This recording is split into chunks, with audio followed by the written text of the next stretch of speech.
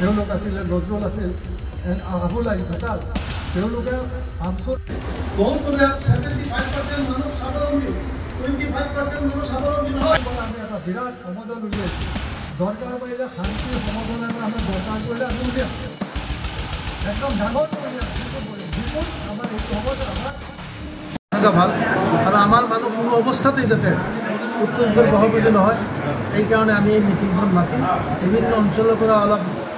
মানুহ মাতি আনি তেখেতসকলক এটা দায়িত্ব দিছোঁ যে প্ৰত্যেকৰ এলেকাত আপোনালোকে সৰু সুৰা মিটিং কৰি মানুহখিনিক বুজাই দিয়ক যে কোনো ধৰণৰ উত্তেজিত ভাষণ উত্তেজিত বক্তব্য কোনো কমিউনিটিৰ বিৰুদ্ধে আমাৰ বিৰুদ্ধে যদি কোনোবাই কয় আমি যাতে কাৰো বিৰুদ্ধে কথা নাপাওঁ সেইকাৰণে এই মিটিংখনৰ মূল উদ্দেশ্য হ'ল এইটো ছাৰ অপ্ৰিয় সত্যকতা যে ধৰ্মীয় সংখ্যালঘু এৰিয়াসমূহত ড্ৰাগছ মদ ভাং এইবিলাকৰ প্ৰভাৱটো বেছি নাই এইবিলাকৰ সম্পৰ্কে আজি প্ৰস্তাৱ কৰিছোঁ ড্ৰাগছ মদ সংখ্যালঘু অঞ্চলত বেছি আছে সব জেগাতে আছে কম বেছি পৰিমাণে আমাৰ এলেকাত অলপ বেছি হ'ব পাৰে কিন্তু সব জেগাতেই আছে এইবিলাক আঁতৰ কৰিবলৈ আপোনালোকে আজি সেইবিলাক প্ৰচেষ্টা আৰম্ভ কৰিছোঁ আজি আৰু সেইকাৰণে এটা সৰু কমিটিও আজি ইয়াত গঠন কৰা হৈছে এই কমিটিৰ জৰিয়তে আমি নগাঁও জিলাখন আৰু বিশেষকৈ নগাঁও জিলাখনত আমি প্ৰথমতে অৰ্গেনাইজ কৰিম তাৰপিছত এইটো গোটেই অসমত এই সংগঠনটোৰ মানে যাতে বিস্তাৰ লাভ কৰিব পাৰে আমাৰ কাম কাজত সেইটো ঘণ্টা আমি চলাম একাংশ ব্যক্তিয়ে সামাজিক মাধ্যমসমূহ বিশেষকৈ ফেচবুকত বিভিন্ন ধৰণৰ উচতনিমূলক বক্তব্য বা বিভিন্ন ভিডিঅ' প্ৰেৰণ কৰি এক উত্তেজনাময় পৰিৱেশৰ সৃষ্টি কৰিব বিচাৰে সেই ক্ষেত্ৰত কি ক'ব তাৰ কাৰণে আমি প্ৰস্তাৱ লৈ গৰিহণা দিছোঁ উত্তেজনামূলক বক্তব্য তাৰ কাৰণে আমি গৰিহণা দিছোঁ মুখ্যমন্ত্ৰীগৰাকীও না মুখ্যমন্ত্ৰী যিবিলাক বক্তব্য কৰি আছে সেইবিলাক তাৰ পলিটিকেল লাভৰ কাৰণে কৰিছে 2026 চনত কেনেকৈ আকৌ গভৰ্ণমেণ্ট কৰিব পাৰে তাৰ কাৰণে ধান্দা কৰি আছে এতিয়া মুখ্যমন্ত্ৰীৰ বক্তব্যটো অসমৰ অসমীয়া মানুহ মানে হেৰি উত্তেজিত হোৱা নাই সঁচা কথা যিটো স্বাধীনতাৰ পিছত ভাৰতবৰ্ষত নাই পৃথিৱীত কোনো ষ্টেটৰ কোনো ৰাজ্যৰ মুখ্যমন্ত্ৰীয়ে কেনেকুৱা বক্তব্যটো বিধানসভাত এখন কিন্তু আমাৰ দুৰ্ভাগ্য আমাৰ মুখ্যমন্ত্ৰী থাকি আছে গতিকে সেই সম্পৰ্কেও আমি হাউচত আলোচনা কৰিছোঁ আৰু তেখেতৰ বক্তব্যক আমি মানে হেৰি তীব্ৰ নিন্দাও জনাইছোঁ এজন মুখ্যমন্ত্ৰী তেনেকৈ বক্তব্য ৰাখিব নালাগে ম্যাদ দখল কৰিবই আৰে কোনে কৈছে ম্যাদ দখল কৰিব যাব মইতো ম্যাদটো কোৱা নাই কোনো ম্যাদ দখল কোৱা নাই ৰফিকুল ইছলামে কৈছে বিধানসভাত যে আমি ভাৰতীয় নাগৰিক হিচাপে এই ষ্টেট ডিষ্ট্ৰিক্টৰ পৰা সেই ডিষ্ট্ৰিক্টত যাব পাৰিম মুখ্যমন্ত্ৰী কৈ আছে যে আপোনালোকে দখল কৰিবই এনেকৈ ক'লেতো নহ'ব মিয়া বুলি কিয় কৈছে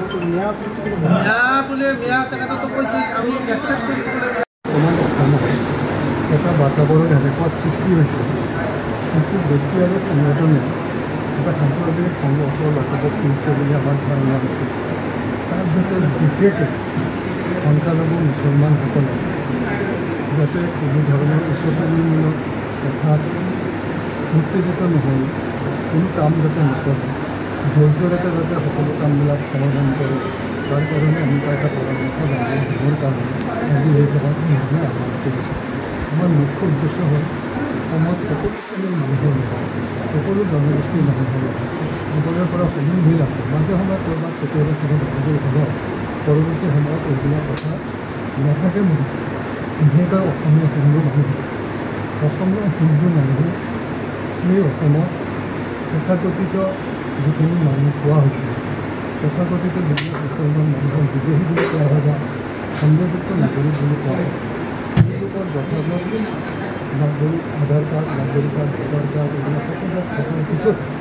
এইবিলাক মানুহৰ বিভিন্ন ঠাইত যিসকলে অসন্মান বা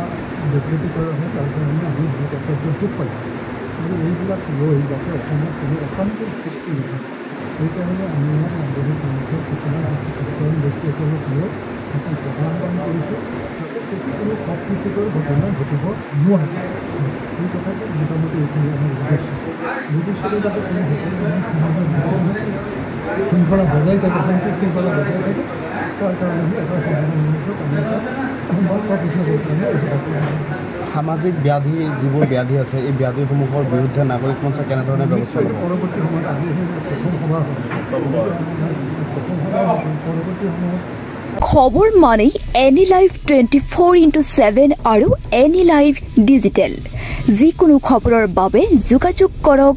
9387734920 আমাৰ এই নম্বৰত।